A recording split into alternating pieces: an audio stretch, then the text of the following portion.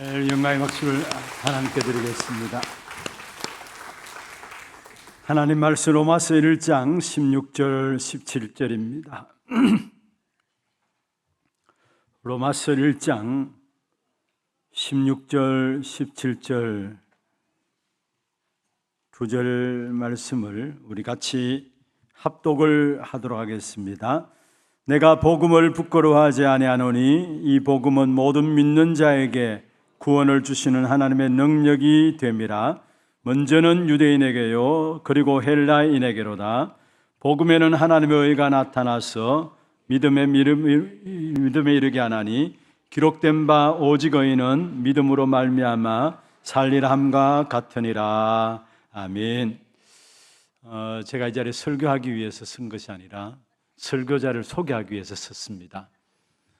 그동안 새벽 기도나 또 온 세대 예배 때 메시지를 전달했습니다마는 이제 안수를 받고 따끈한 메시지로 첫 목사로서 이 자리에 우리 추성교 목사님이 서게 되었습니다. 한 사람의 목회자가 교회 속에 세워지기까지는 많은 분들의 기도가 있었습니다. 우리 이번에 가을 노회를 통해서 추성교 목사님 또 홍아람 목사님 같이 목사 안수를 받았습니다마는 어쩌면 여러분의 중보 기도가 있었기 때문에 오늘 새벽에 우리 김진영 목사님 말씀 주셨던 것처럼 주의 종들을 위한 모세를 위해서 이드로가 중보 기도했던 것처럼 그런 중보 기도의 결실로 목사 안수를 받고 오늘 이 자리에 이제 말씀을 선포하게 되었습니다. 모자람도 많고 연약함도 많을 부분들이 있습니다마는 그럴 때일수록 더욱더 내가 전 목사님 위해서 정말로 기도해 드려야 되겠다 이런 마음들을 가지고 계속해서 기도 속에서 귀중한 사역들을 감당해 나갈 수 있도록 여러분 함께 또 기도의 충보가 있기를 주의 이름으로 축원합니다. 이 시간 첫 메시지로서 오직 그리스도 제목으로 나와서 말씀 주시겠습니다. 말씀 주실 때 나오실 때 뜨거운 박수로 맞이하겠습니다.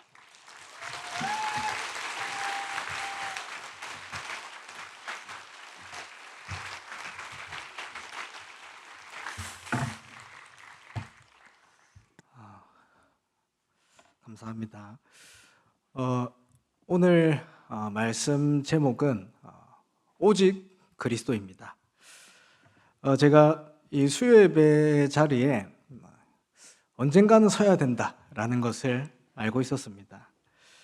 어떻게 보면 이 전 교인을 대상으로 말씀을 전달하는 자리인데 어떤 말씀을 전달해야 될까 기도하고 있었어요. 그런데 아무리 기도를 해도 한 가지밖에 떠오르지 않았습니다. 오직 그리스도. 이 많은 선배 목사님들과 또 많은 우리 교회 어르신들에게 전달받은 것이 이겁니다. 저는 목사가 되기 전에 하나님께 질문했습니다. 그 내용이 하나님께서 왜 나를 이 자리에 부르십니까? 나를 왜 이 주의 종의 이 길로 인도하십니까? 하나님을 사랑하고 또 복음을 사랑하는 사람들이 많이 있는데 굳이 내가 왜 이 주의 종의 길로 가야 됩니까? 부끄럽지만 이런 마음도 있었습니다. 그런데 하나님께서는 언제나 한 가지 답을 주세요. 오직 그리스도. 물론 제가 부족해서 그렇습니다만 이 마음을 주시는 게 하나님의 은혜인 것 같습니다. 이번 목사 안수를 받으면서 한 가지를 느꼈습니다. 정말 전 교인이 목회자를 두고 기도하고 있구나. 알고는 있었지만 실제 몸으로 느껴질 정도로 알게 됐습니다. 그래서 저를 두고 기도해 주실 때 한 가지만 기도해 주시면 감사하겠습니다. 다른 것 말하는 목사가 되지 않고 오직 그리스도만 말하는 목사가 되도록 기도해 주시면 감사하겠습니다. 왜 그렇습니까? 이것이 교회가 사는 길입니다. 신앙생활의 가장 중요한 본질이 무엇입니까? 우리가 인생을 살다 보면 반드시 문제와 어려움은 옵니다. 갈등과 위기가 오게 돼요. 환경도 달라집니다. 그러나 거기에 흔들리지 않고 끝까지 세계복음화 할 수 있는 비밀이 오직 그리스도밖에 없습니다. 그래서 바울이 고백하지 않습니까? 에베소서 3장 19절에 이 복음의 너비와 길이와 높이 깊이가 어떠함을 깨달아 하나님의 모든 충만하신 것으로 너희에게 충만하게 하시기를 구하노라. 오직 그리스도 안에 모든 것이 다 들어 있습니다. 그래서 우리는 날마다 그리스도 붙잡아야 됩니다. 매 순간 그리스도를 붙잡아야 합니다. 내가 가치 있게 여기는 것을 강조하게 됩니다. 계속 말하게 돼요. 그렇지 않습니까? 무엇이 여러분에게 가장 가치 있습니까? 오늘 본문의 바울은 이렇게 말합니다. 내가 이 복음을 부끄러워하지 않는다. 이 복음은 모든 믿는 자들에게 구원을 주시는 하나님의 능력이다. 많은 사람들이 복음을 부끄러워합니다. 복음을 너무 쉽게 생각합니다. 어쩔 때는 너무 가치 없게 생각하기도 합니다. 그러나 전도자의 응답을 누린 바울은 이 복음을 가장 가치 있게 여겼습니다. 잘 아시다시피 바울의 서신서는 13편이 있죠. 이 서신서라는 말은 교회들에게 보내는 편지라는 것입니다. 오늘 이 로마서도 바울이 쓴 서신서 중 하나죠. 바울이 로마 교회에 서신서를 보낸 겁니다. 그런데 다른 서신서와 달리 이 로마서는 조금 특징이 있습니다. 다른 서신서들은 바울이 그 교회를 세우고 그 교회의 현장을 알고 그 교회의 상황을 듣고 편지를 보낸 것인데 이 로마 교회는 바울이 한 번도 가보지 않았어요. 물론 브리스길라 부부를 통해서 내용을 들었지만 자신이 한 번도 가보지 않은 교회에 편지를 보낸 것이 로마서입니다. 그 편지의 시작이 뭐냐? 오늘 본문이에요. 내가 이 복음을 부끄러워하지 않는다. 그리고 이 복음은 모든 믿는 자들에게 구원을 주시는 하나님의 능력이다. 바울은 언제든지 복음 말했습니다. 복음만 강조했어요. 내가 지금 무엇을 말하고 있습니까? 사람의 말을 하고 있습니까? 복음을 말하고 있습니까? 그것이 내가 가치 있게 여기는 겁니다. 정말 우리 인생에 이 복음만 강조되길 기도합니다. 진짜 가치를 알면 인생을 걸게 됩니다. 그것이 바울의 인생 아닙니까? 진짜 가치를 알면 생명도 걸게 됩니다. 그 비밀이 오직 그리스도 안에 있다는 사실을 확인하는 예배가 되길 주님의 이름으로 축원합니다. 오직 그리스도의 응답을 누리기 위해서 첫 번째로 오직 복음의 비밀을 찾아야 합니다. 오직 복음의 비밀을 찾아야 합니다. 오직이 무엇입니까? 이것 말고는 다른 게 없다라는 거예요. 그것이 오직입니다. 그런데 이것은 비밀이에요. 많은 사람들이 모르는 겁니다. 그러나 여기에 내 인생과 생명을 드릴 가치가 있습니다. 왜 오직이어야만 합니까? 하나님의 오직이 복음이기 때문입니다. 우리가 복음을 설명할 때 반드시 전달돼야 되는 부분이 죄라는 부분입니다. 인간의 원죄에 대한 부분이죠. 그런데 참 이 죄라는 부분을 말하는 것이 좀 꺼려지지 않습니까? 사람을 만날 때 너는 죄인이다. 그러면 불편하죠. 그래서 전도할 때 많이 이야기하는 것이 하나님 믿으면 천국 간다. 하나님 믿지 않으면 지옥 간다. 이렇게 말하지 않습니까? 물론 또 이렇게 좋게 얘기할 때도 있습니다. 하나님 믿으면 너의 그 문제가 해결된다. 하나님이 주시는 복을 받는다. 맞는 얘기죠. 그래서 그런지 생각보다 많은 사람들이 교회에 안 오면 벌 받을까 봐 교회 옵니다. 또 어떤 사람들은 내 문제가 해결되지 않거나 내 병이 낫지 않으면 언젠가는 교회를 떠나게 됩니다. 그것이 신앙생활이 아니죠. 죄를 이야기하는 이유는 네가 죄인이다 판단하고 정죄하기 위함이 아닙니다. 나의 한계를 인정하고 그리스도가 아니면 안 된다는 사실을 발견하기 위함입니다. 여러분 혹시 다른 사람을 정죄하고 판단하십니까? 하지 마시고 그 사람의 한계를 인정하고 그리스도가 필요하다라는 사실을 보시기 바랍니다. 바울은 남을 정죄하는 게 아니라 자신의 죄를 먼저 드러냅니다.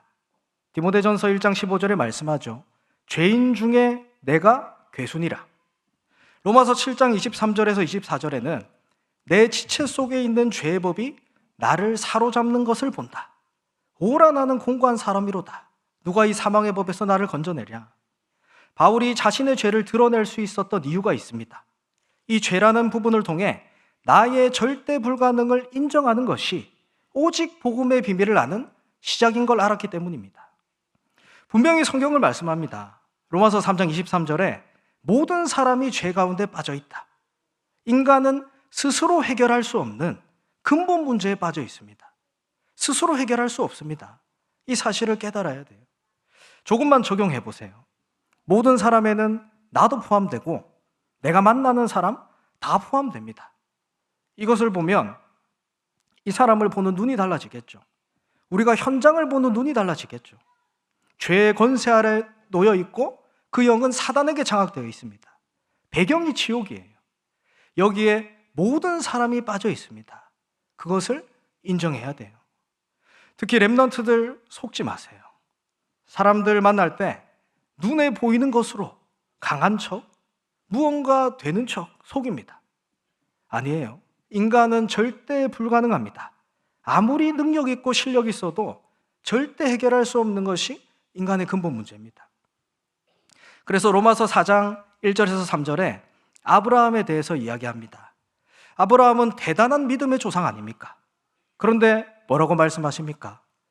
육신의 조상 아브라함이 무엇을 얻었는가? 만일 아브라함이 행위로서 의롭다 하심을 받았으면 자랑할 것이 있지만 하나님 앞에서는 없다 말씀하죠. 인간의 어떤 행위와 노력으로도 구원받을 수 없습니다. 아브라함이 얼마나 대단했습니까? 믿을 것이 하나밖에 없었어요. 마치 나의 보험과도 같은 이 롯을 떠나보내지 않습니까? 하나밖에 없는 아들을 하나님께서 바치라 했습니다. 그 일을 하지 않습니까? 대단한 사람입니다. 그런데 성경은 그 대단한 사람의 행위를 말하는 게 아닙니다. 그 행위로 의롭다 하심을 받을 수 없다 했습니다. 그러면서 3절에 이야기합니다. 성경이 무엇을 말하냐? 아브라함이 하나님을 믿음에 그것이 그에게 의로 여겨진 바 되었느니라. 아브라함의 행위가 아니라 아브라함의 믿음이 의로 여겨졌다 말씀하십니다. 죄의 반대말이 무슨 말입니까? 죄 없음이 아니에요. 의입니다. 하나님의 의입니다. 우리에게 하나님의 의가 필요합니다.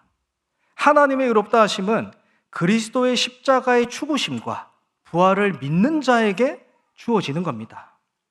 나는 죄인인데 그리스도를 믿음으로 하나님께서 나를 의롭다 여겨주시는 거예요. 이것이 우리가 받은 축복입니다. 로마서 4장 23절에서 25절에 말씀하십니다.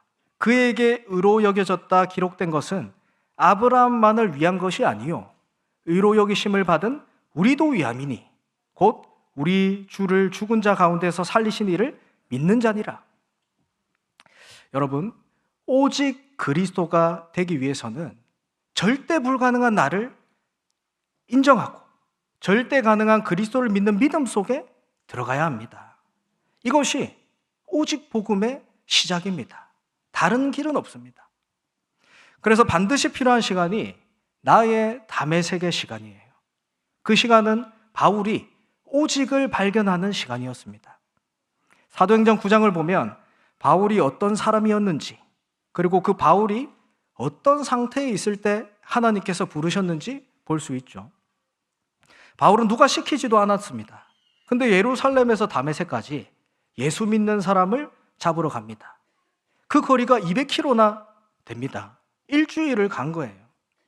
사도행전 9장 1절을 보면 주의 제자들에게 대하여 여전히 위협과 살기가 등등했다 말씀합니다. 이것이 바울의 상태예요. 여기서 살기라는 뜻은 살인하고자 하는 의지, 죽이고 싶어서 참을 수 없는 상태를 말합니다. 스데반을 죽이는 것도 모자라 누가 시키지도 않았는데 예수를 믿는 사람을 죽이고 싶어서 잡으러 가는 겁니다. 거기에 하나님께서 빛을 비추십니다. 3절에 말씀하죠. 하늘로부터 빛이 그를 둘러 비추시는지라. 빛이 비추니까 어떤 일이 일어납니까? 내 자신의 본 모습을 보게 됩니다. 말로 다 할 수 없는 비참한 하나님 떠난 상태를 보게 됩니다. 빛이 비춰지니까. 이 모습을 보아야 예수님께 돌아올 수 있습니다. 얼마나 비참했는지 4절에 땅에 엎드려졌다 말씀하십니다. 여러분, 하나님 떠난 내 본 모습을 보고 고개를 들지 못할 만큼 부끄러운 적이 있으십니까? 그때가 하나님께서 우리에게 빛을 비추는 시간입니다. 그것을 바울이 보았어요. 그리고 7절에 말씀하시죠. 눈이 보이지 않는다. 내 모든 것을 막았다라는 거예요. 그리고 소리만 들렸어요. 무슨 말입니까? 하나님의 말씀이 임하게 되었다는 것입니다. 저는 이 체험을 했습니다. 여러분, 라섹 수술 아십니까?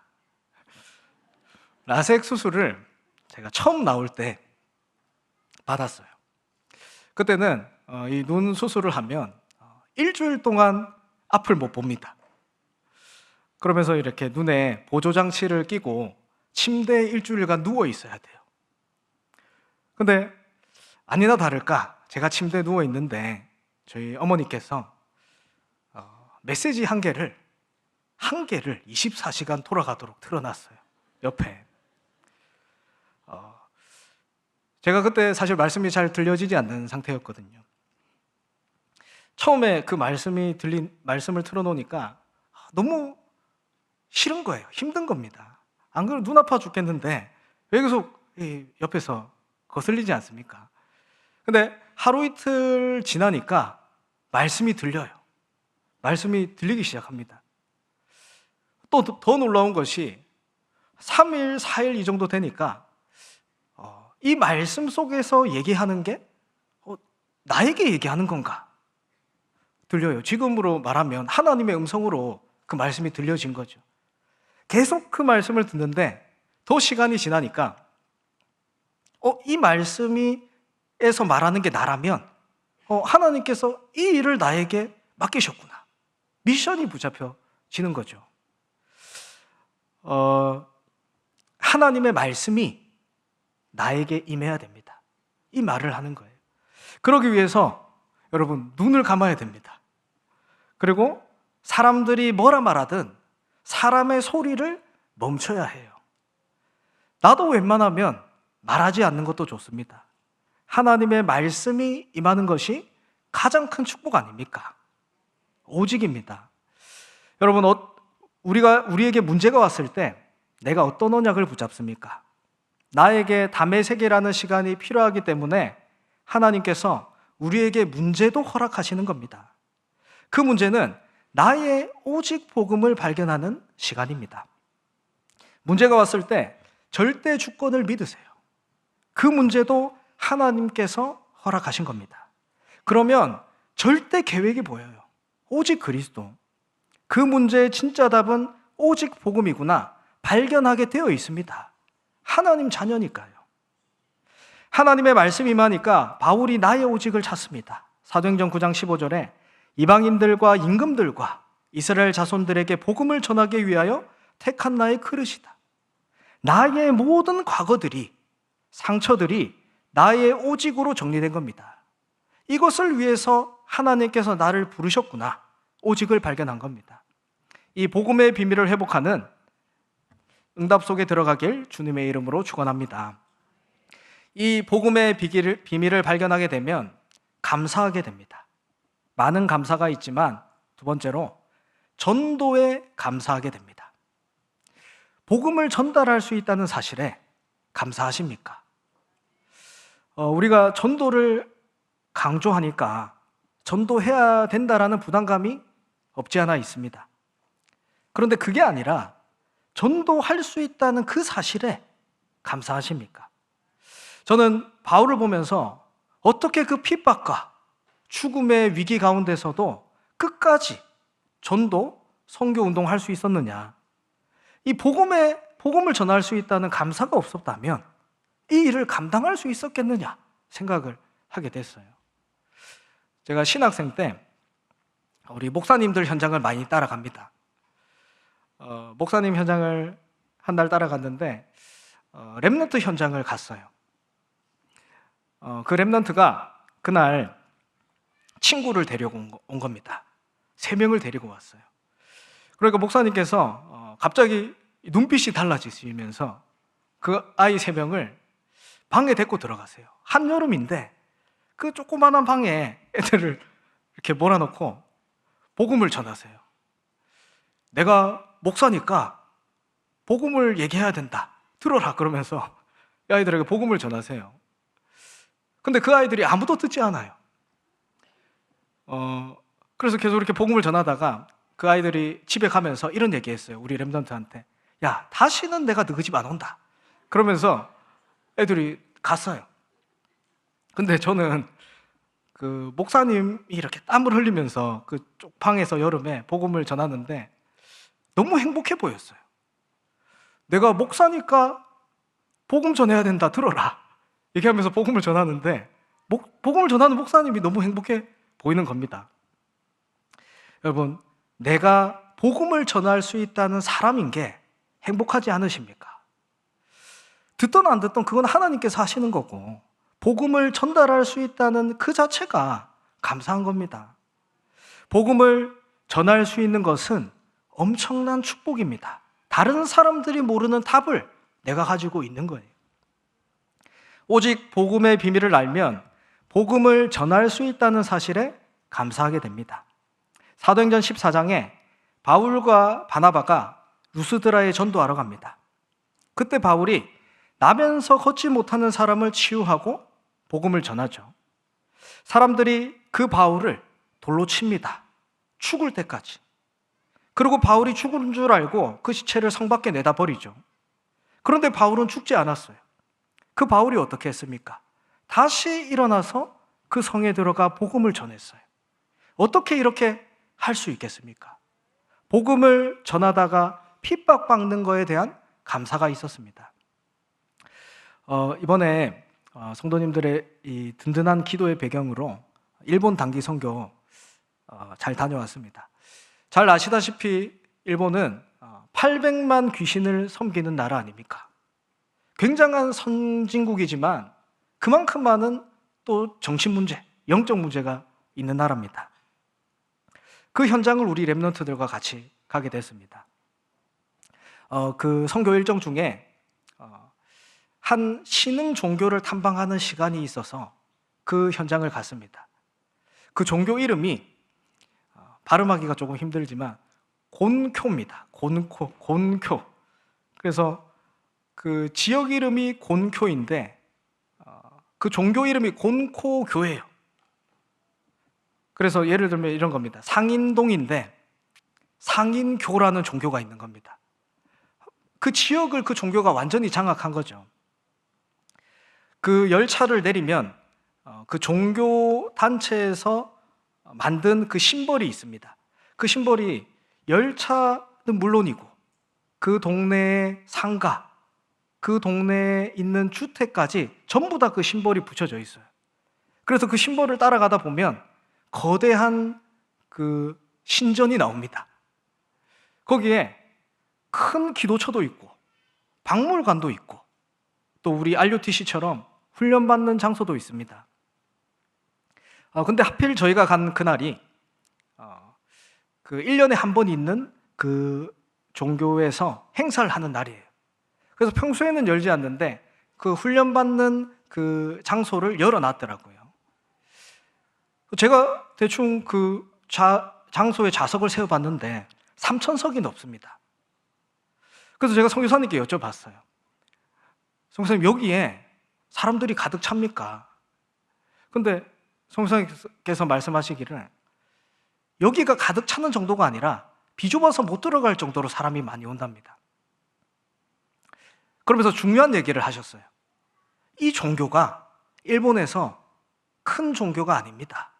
이런 종교들이 무수히 많다라는 거예요. 얼마나 그 나라의 영적 문제가 심하겠습니까? 저는 그 얘기를 듣는데 선교사님께 너무 감사하더라고요. 얼마나 영적인 공격이 많겠습니까? 근데도 끝까지 이 현장에 오직 복음이 안 되면 안 된다는 사실을 가지고 지금 당장 큰 응답이 있든 없든 이 복음운동을 지속하고 있는 그 현장을 보는데 감사하지 않습니까? 여러분, 무엇에 감사하십니까? 누가 뭐라 해도 전도 선교할 수 있는 것이 최고의 축복이고 감사입니다. 또 무엇에 감사합니까?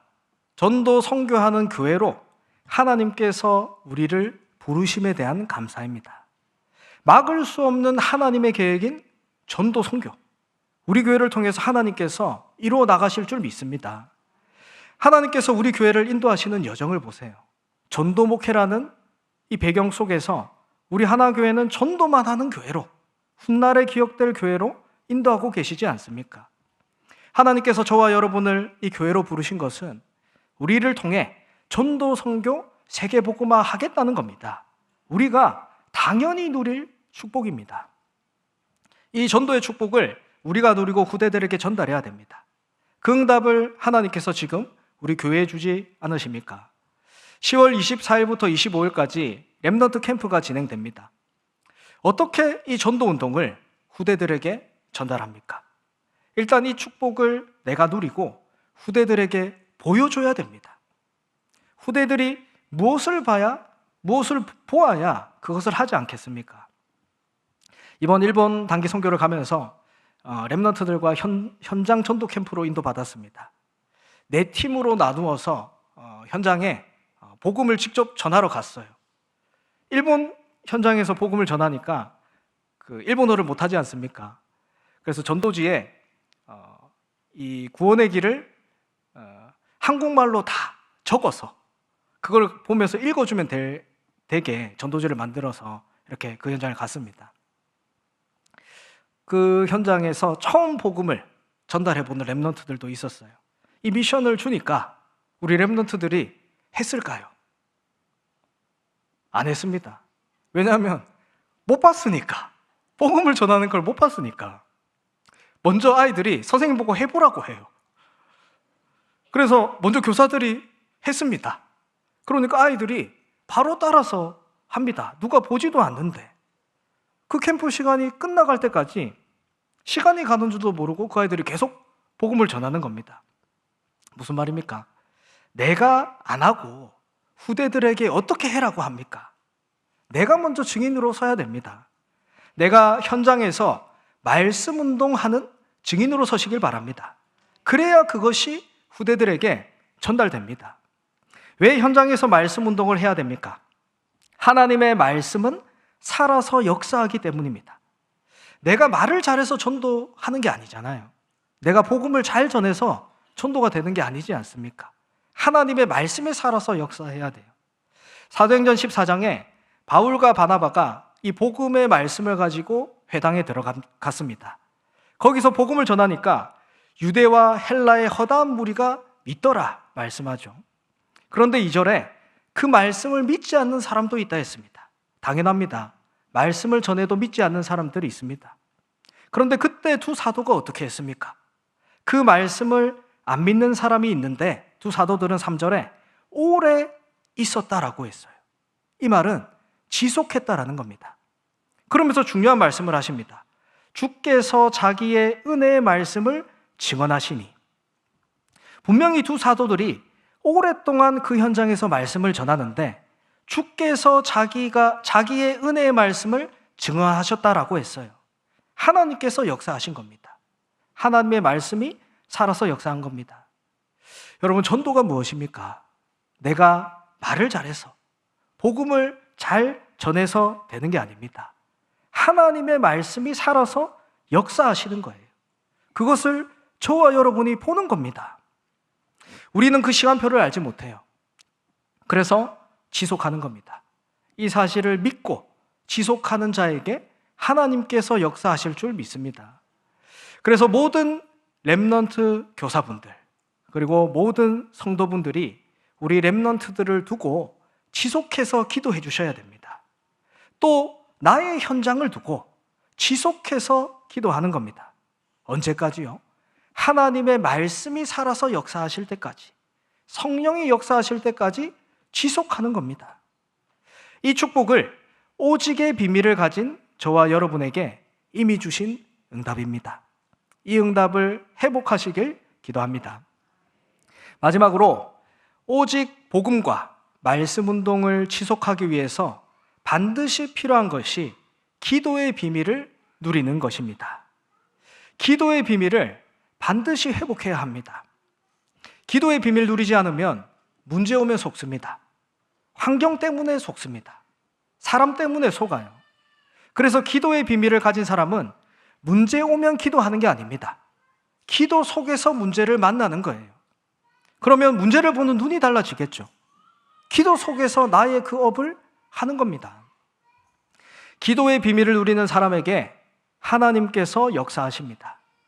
우리 렘넌트들이 고민하는 게 내가 무엇을 해야 될지 고민하지 않습니까? 저와 여러분도 어떤 게 성령 인도일까 고민하지 않습니까? 하나님께서는 기도의 비밀을 아는 그 사람이 있는 곳에 역사하십니다. 요셉을 보세요. 노예로 갔지만 거기서 하나님이 함께 하심을 누렸습니다. 거기에 하나님이 함께 하심으로 형통함의 축복이 임했습니다. 환경이 아닙니다. 상황이 아니에요.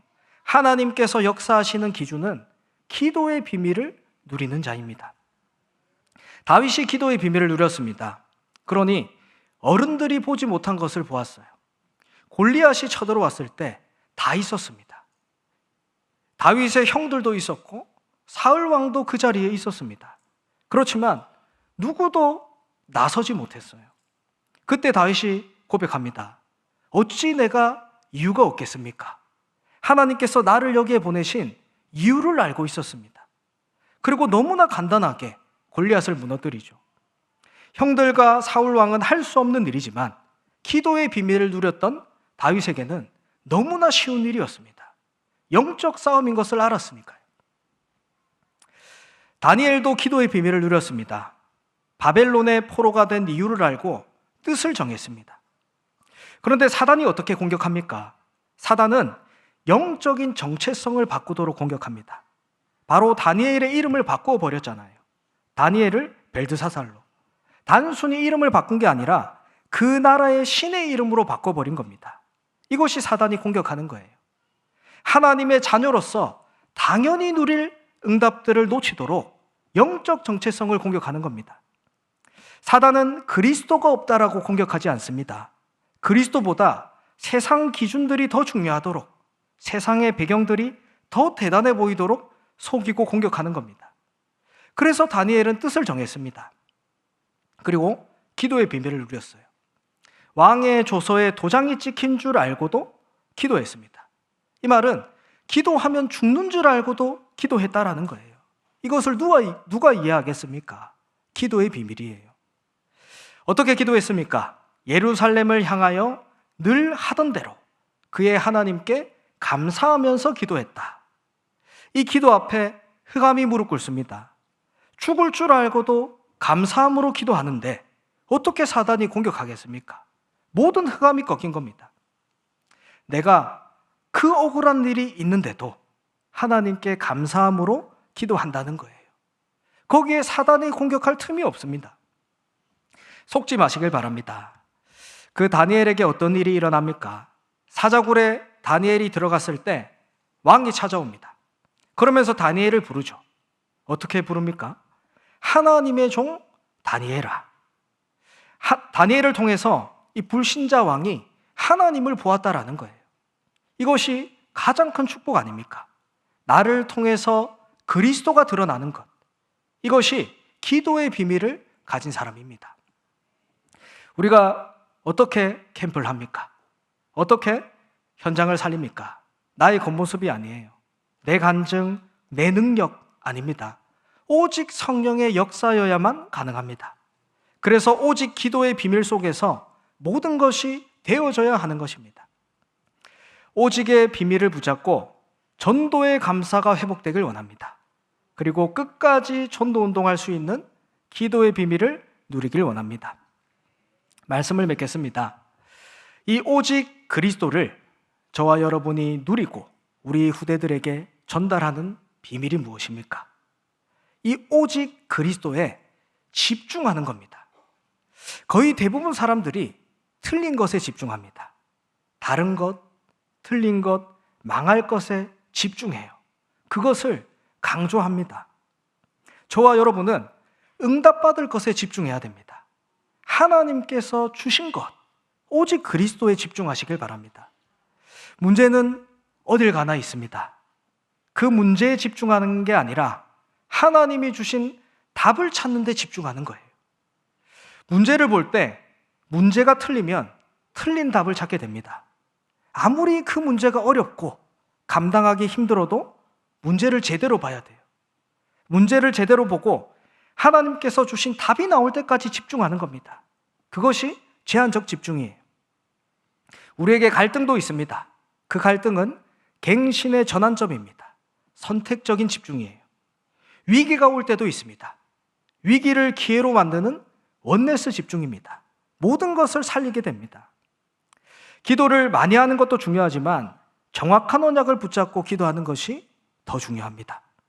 어떤 문제와 갈등, 위기에도 속지 않고 오직 그리스도 언약 붙잡고 승리하시길 바랍니다. 오직 그리스도가 기준되고 오직 그리스도가 배경되는 저와 여러분이 되길 주님의 이름으로 축원합니다. 기도드리겠습니다. 하나님 감사드립니다. 지속되어야 될 하나님의 축복을 누리는 응답 속에 들어가도록 역사하여 주시옵소서. 나의 작은 상처에 속지 않고 틀린 동기에 속지 않으며 오직 그리스도가 기준되고 오직 그리스도가 배경되도록 역사하여 주시옵소서. 하나님이 주신 축복들을 놓치지 않고 먼저 내가 누리며 그 축복들을 후대들에게 전달하는 장성한 신자의 응답 누리게 하옵소서. 예수 그리스도 이름으로 기도합니다. 아멘. 지금은 우리 주 예수 그리스도의 은혜와 하나님의 무한하신 사랑하심과 성령님의 내주인도 역사 충만하심이 지속되어야 될 축복을 누리는 사랑하는 주의 백성들 머리 위에 지금부터 영원토록 항상 함께 있을지어다.